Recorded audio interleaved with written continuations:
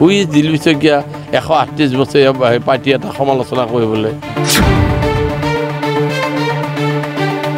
তোমালোকে যদি মানুহক 10 বছৰ ওপৰৰ পৰা ফাঁকি দি থকা নাই তেতিয়াহ'লে এইবোৰ কিয় কৰিব লাগে কাম কৰিছে যদি ভোট দিব আৰু বিজেপিটো চৰকাৰী পাৰ্টি শাসনত আছে তেওঁলোকে ইলেকশ্যন কমিশ্যনৰ জাননী হোৱাৰ পিছত প্ৰতিশ্ৰুতি দিব নোৱাৰে একো কৰিব নোৱাৰে এতিয়া মানুহৰ ঘৰে ঘৰে গৈ এতিয়াও ভোট লাগে তেওঁলোকক ভোট ঘূৰাবলৈ প্ৰতিশ্ৰুতি দি আছে মানুহৰ ঘৰে ঘৰে গৈ খুব ভাল পাইছে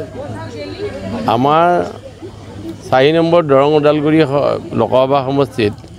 11টা বিধানসভা সমষ্টি আছে এই 11টা বিধানসভা সমষ্টিত মই প্ৰায় সমষ্টিবোৰত দুবাৰ তিনিবাৰকৈ গ'লোঁ ৰাইজক লগ পাইছোঁ ৰাইজে আদৰণি জনাইছে সকলো ধৰ্মৰ সকলো গোষ্ঠীৰ সকলো জনগোষ্ঠীৰ মানুহে সকলো ভাষাৰ মানুহে মোক আদৰিছে বিজেপি দলৰ একাংশ নেতা কৰ্মী বা তেওঁলোকৰ কৰ্মীসকলে অৰুণোদয় বা বিভিন্ন ফৰ্ম বিলাই পেলাই আভুৱা ভাৰি আছে তেওঁলোকে এনেকৈ অভিযোগ দিছে এটা বিজেপিৰ অপসংস্কৃতিটোতো এটা হেৰি 1 নম্বৰ কথা তেওঁলোকে সদায় সতৰ বিপৰীতে যায় আৰু ৰাইজৰ বিপক্ষে যায় এতিয়া নিজৰ চৰকাৰৰ বিপক্ষে নিজেই গৈছে তাত আমি ধিক্কাৰ দিয়াৰ বাহিৰেতো আমাৰ কৰিবলগীয়া একো নাই কাৰণ বিজেপিটো চৰকাৰী পাৰ্টি শাসনত আছে তেওঁলোকে ইলেকশ্যন কমিশ্যনৰ জাননী হোৱাৰ পিছত প্ৰতিশ্ৰুতি দিব নোৱাৰে একো কৰিব নোৱাৰে এতিয়া মানুহৰ ঘৰে ঘৰে গৈ এতিয়াও ভোট লাগে তেওঁলোকক ভোট ঘূৰাবলৈ প্ৰতিশ্ৰুতি দি আছে মানুহৰ ঘৰে ঘৰে গৈ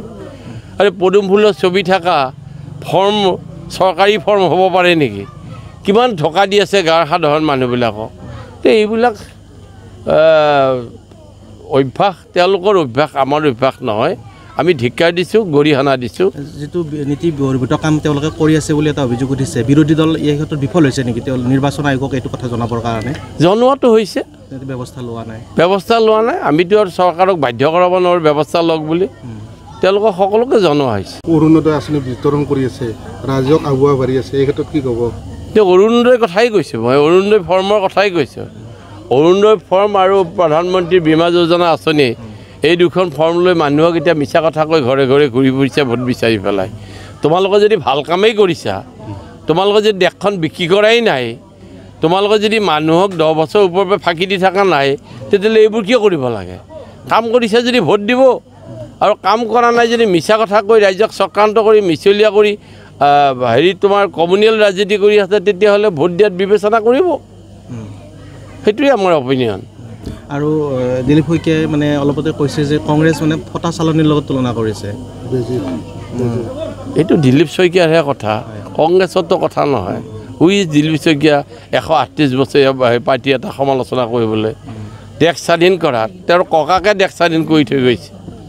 আৰু নাতিয়েকে আহি সমালোচনা কৰে ককা বেয়া বুলি মোৰ দেউতা বেয়া বুলি সেইবিলাক মিনিংলেছ কথা এইবোৰ মুখ চুপতি মাৰা কথা